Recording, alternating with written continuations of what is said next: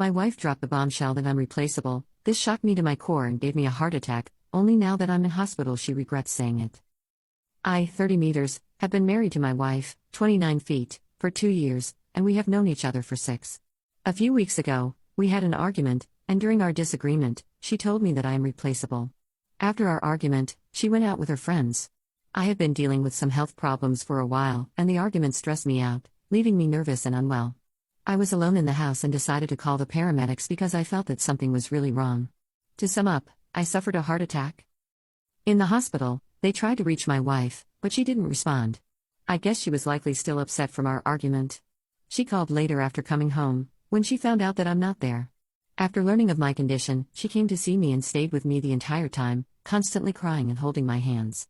After being sent home, she did everything so I could recover faster. However, despite her efforts, I couldn't stop thinking about how she had told me that I'm replaceable.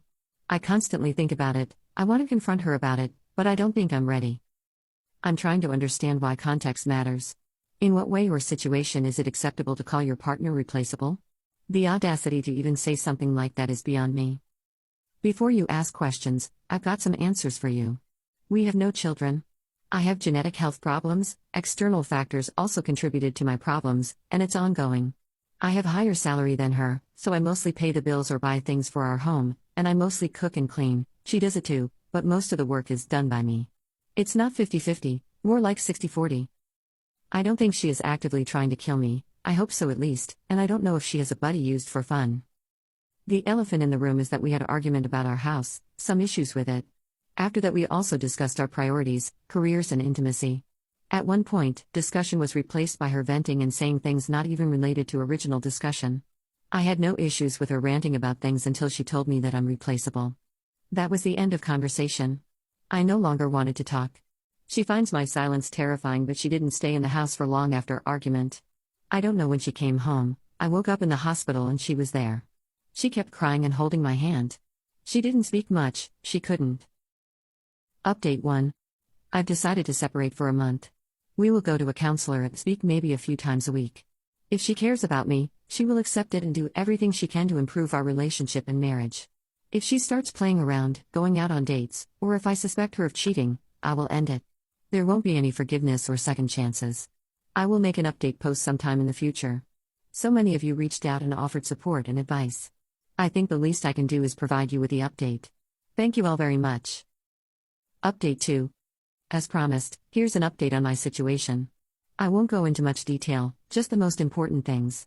Physically, I'm doing great. I've started working out again, although at a slower pace than before. With time, it will get better. Separation really helped me a lot. Firstly, I might sound selfish, but I only worried about myself, so I did everything for myself. At first, it was a different feeling. I felt alone for the first time in a really long time and I needed a few days to get used to it. After I got used to it, it was actually quite nice. I got to do whatever I wanted, whenever I wanted. I bought myself a lot of things, redecorated a bit, changed some old things, and honestly, I liked it. There was no stress, no arguments, no problems. It was peaceful and quiet.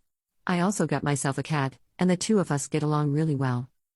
I spoke to my wife on a weekly basis. We also went to a counselor, which really changed a lot of things. Whenever we went there, I laid all cards on the table.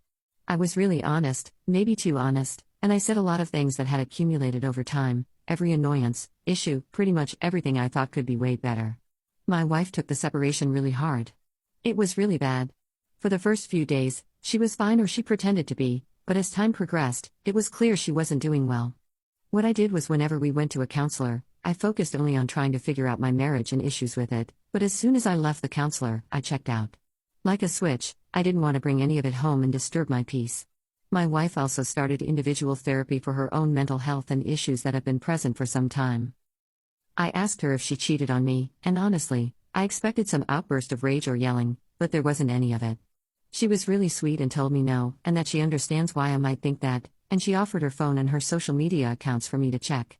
For some reason, I decided to be a schlong, and I told her that maybe she deleted and covered her tracks. She has no proof of anything. Again, no yelling or anything, just a really sad look in her eyes.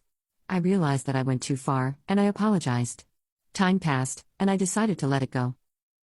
So I told her that I forgive her and that I will give her another chance. Honestly, I wanted some form of revenge, but while revenge might be sweet, everything after it is bitter.